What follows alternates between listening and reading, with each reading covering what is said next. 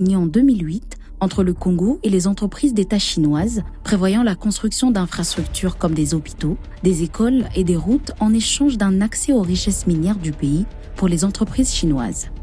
Cependant, trop peu de ces infrastructures promises ont été construites.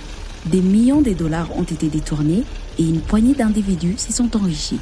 Tout cela au détriment du peuple congolais. L'une des sociétés au cœur de ces détournements de fonds est Congo Construction Company, détenue à 80% par les Chinois David Douay et 20% par l'actuel ministre Guy Loando. Cette société, qui a agi comme une société écran, a transféré près de 30 millions de dollars à des proches des Kabila et des investisseurs étrangers. Ces fonds provenaient des virements effectués par des sociétés suspectes établies dans des paradis fiscaux et par la société créée pour exécuter le contrat du siècle, la Sicomine. À qui ce fonds ont-ils réellement profité ?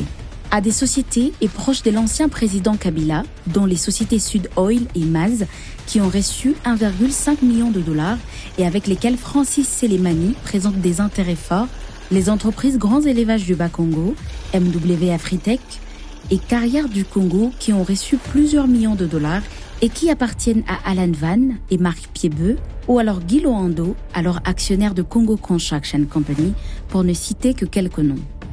Congo Construction Company a également perçu une part des revenus générés par des péages de la route reliant Lubumbashi à la frontière zambienne.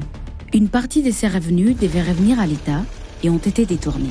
Entre 2013 à 2016, la société de gestion routière Sopeco SGR, dont Zoé Kabila était actionnaire, lui a versé 7,8 millions de dollars. La quasi-totalité a été retirée en liquide. L'IGF accuse la société gestion routière d'avoir détourné 121 millions de dollars sur les profits effectués. L'IGF met en exergue également la surfacturation de quelques infrastructures réalisées pour près de 500 millions, alors que l'actuel sénateur, M. Moïse Ekanga, était chargé de la bonne exécution du programme. À ce jour, aucune poursuite judiciaire n'a été faite. Les auteurs de ces détournements de fonds doivent répondre de leurs actes. Exigeons que les politiciens rendent au peuple congolais ce qu'ils ont volé. Il n'y a pas de temps à perdre. Le Congo n'est pas à vendre.